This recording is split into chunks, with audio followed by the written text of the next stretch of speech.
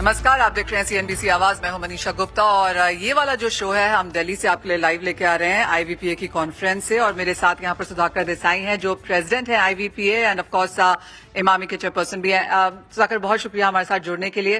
Fourth round of IVPA and higher highs यहाँ पर हैं। काफी सारी चर्चा हमने यहाँ पर खाने के तेलों के अक्रॉस होते हुए देखी है। Not just that but biofuels और international policies, tariffs, Indian policies, काफी कुछ चर्चा हुई है पिछले 2 दिनों में। कैसे देखते हैं आप first of all overall conference experience? Conference was fabulous. We are in the midst of a very successful, conference. It is, like you said, IVPA 4.0, the fourth consecutive conference. I would say confluence of all the experts, both from India and abroad. And the title of the conference is Navigating Through Tectonic Global Shifts. That itself was so topical and thought-provoking. I see that most of the people try to center around their expertise, comments around these. A lot of takeaway from all of this, from the major other countries' experiences or the subjects that they brought us to the table. The idea now is to bring that down to a logical conclusion for its imperative implications for India and also all the stakeholders, including farmers, consumers, industry, and also the government. Sudhakar, काफी सारी चर्चाएं यहाँ पर हुई हैं, लेकिन एक चिंता सभी को यहाँ पर लगी है, वो है ईल्ड्स को लेकर और जो ये आत्मनिर्भरता का कॉन्वर्सेशन है उसको लेकर। ईल्ड्स कैसे देखते हैं आप, और जो ये सेल्फ सफिशिएंसी की बात सभी लोग बार बार कर रहे हैं, क्या ये एज ऑफ नाउ सिर्फ बातचीत है? ऑन ग्राउंड इसे एक्चुअल होता हुआ क्या कभी भी देखेंगे हम? I have a positive perspective on that. I don't want to continue to say the yields have been stagnant. Okay. I would say positively that being a big importer of this size of 16 million tons itself is a responsibility and a power by itself. In fact, if you see last 4 years, imports have been stagnant to lower. So which is happening because a few of the crops like rapeseed and the soybeans and cotton, for example, have been growing in India, the domestic crop. These are non-import substitutable oils. So going ahead in terms of yields, another point is that our acreage is very big. The base is very big. So whenever we do any marginal increase of the yield, then it creates a ripple effect. It's important not only for Indian self-sufficiency, but also the global market. Global markets are looking at how less can India take, right? So we made a lot of work as IVPA, both on the self-sufficiency. After the last IVPA round table, we had worked with the Ministry of Agriculture actually. That's where we tried to say what all should be included in the National Oilseeds Mission. Though our ask was nothing double than this, like 30,000 crores outlay, inclusive of many other factors. But I think government has taken up the first initial low-hanging fruit, which is improvisation of hybrid seeds. Second, I think in case this is not possible, I think if the subject to the technical committee approval, in case we are able to do the GMO with caution and care, that is another aspect that should be looked into, because the increase of yield not only a national priority, but also something that makes the farmer income double for a lot quicker in oil seeds. And basically we are sufficient, self-sufficient in most crops, only the barring oil seeds and pulses. Absolutely, जी हाँ। एक और चीज जो यहाँ पर संजीव चोपड़ा जी ने कही, जो यहाँ पर इवेंट पे थे, कि अगले हफ्ते से एक नोटिफिकेशन आ जाएगा जहाँ पर सभी कंपनीज को, और ये एसोसिएशन से बातचीत करके हुआ है कि सभी कंपनीज को अपना सारा डेटा मैंडेटरी बताना होगा, चाहे वो प्रोडक्शन है, कंजम्पशन है, प्राइसेस हैं, पूरा का पूरा कंप्लायंस यहाँ पर आ जाएगा। सरकार के पास वैसे ही काफी सारा डेटा है, अब आप पूरा का पूरा डेटा सरकार को यहाँ पर देंगे। As a company, as an association, आप इसे कैसे देखते हैं? See, we would like to work seamlessly with the government. That's number one. The government priority has been that the data is very confusing in this industry. That's what they say. उन्होंने कहा जो association से data आता है वो हमें नहीं चाहिए, हमें सारी कंपनीज का सारा डेटा चाहिए। You see, if the data is available, it will be a perfect market. It is not a perfect market. So there is always a data gaps. So we also said that if the data can be collected, we gave a lot of suggestions about how to make the WOPA rules and regulations practical. There are two things now. All the organized sector players obviously will be, comply fully. So all the data is available. It's only the unorganized sector which is very large, that there are thousands of mills and operating processes. So as they of now, also should be- organized and unorganized की क्या category है percentage wise? I think, I don't know.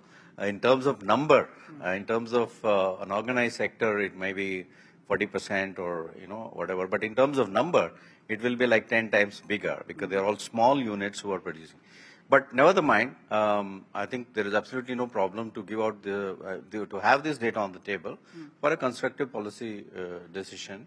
So that leaves everything, the purchase data is available with the government of India through the customs on real-time basis.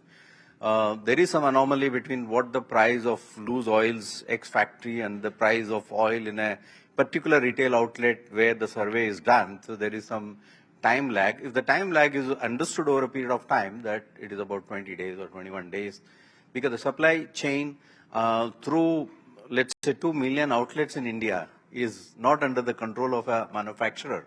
So I look at it like data is good to have, will get fine-tuned over a period of time. And if it helps the common objectives of both the industry and the farmers and the consumers, it is good enough.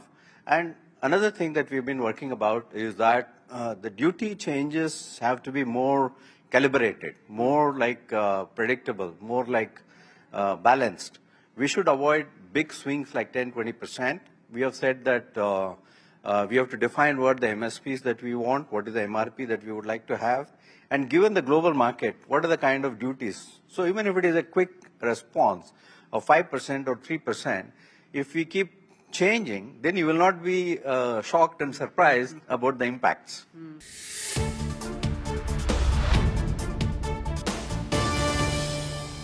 रास्ता है वही वही शहर आपने कहा अच्छी चीज है, सरकार सारा का सारा आपसे डेटा यहाँ पर मांग रही है, बट एक कंपनी के लिहाज से आप कहेंगे ये ज्यादा पेपर वर्क है, ज्यादा डॉक्यूमेंटेशन है? We'll do it for the right cause. Let's see how it goes. So there's no problem. Yeah, because we give the data to FSSI, to the customs anyway. It is there. So wherever earlier there used to be Vanaspati Directorate which collects this data. So there's a lot of GST data that the companies have about their purchases and sales. It's not very tough, but it's cumbersome. But it will get fine-tuned over a period of time. एक और चिंता जो जताई गई वो ये थी कि सभी फूड कमोडिटीज में हमने इन्फ्लेशन नीचे आते हुए देखी है। सिर्फ खाने के तेलों में पिछले साल में 20 से 30% की इन्फ्लेशन अभी भी है। आपको लगता है कि यहाँ से अब क्योंकि फेस्टिवल सीजन आ रहा है, शादियां आएंगी, डिमांड बढ़ेगी, इंपोर्ट्स फिर बेहतर होते हुए नजर आ रहे हैं, प्राइसेस यहाँ से और ऊपर जा सकते हैं? Last year to now, till recently, till May, barring the law, let's say the duties got affected, the lower duties got affected in the month of June.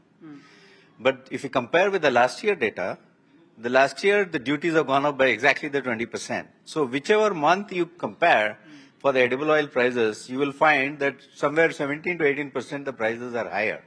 But if you start comparing in the next 3 months, I'm pretty sure it will be much lower than last year because the duties have got corrected.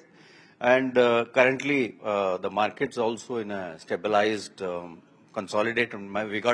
We got a few experts talking about markets right now, but market look at small range, narrow range, typically.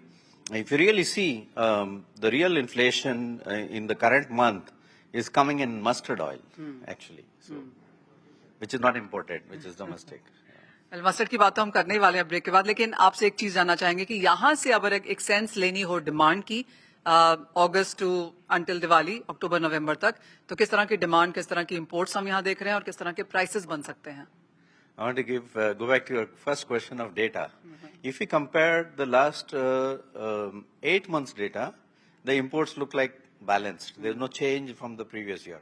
But if you see the data of last 6 months, January to now, it does appear that because of high prime prices, because of the threat of zero duty imports from Nepal, because of the inverted structure of the market wherein the forwards were cheaper, there was no incentive for anybody to carry stocks. So if you see that, in that sense, there was a 7 to 8% drop in imports. Consumption is part of the drop. Maybe it is dropped by 5-6% because of high prices. But now that the prices have come down after the duty increase, in the next 6 months, we already see that in the month of July, the imports are back to normal, like 1.4 million tons, which is what India needs. So in the next 6 months, compared to the previous 6 months, with the festival demand, pre-poned festival demand, I think the consumption will be definitely better than the last 6 months. So we will average somewhere around, even on the annual basis, if you break even or if you go down by 5-6% as per the call given by the Honorable Prime Minister, so then it is a good cost to have. Mister Desai, बहुत शुक्रिया साथ जुड़ने के लिए. As always pleasure आईवीपीए में यहाँ पर जुड़ने के लिए. और ऑफ कोर्स काफी सारी बातचीत यहाँ पर हुई है जिसका एक समराइजेशन यहाँ पर मिस्टर देसाई ने किया है.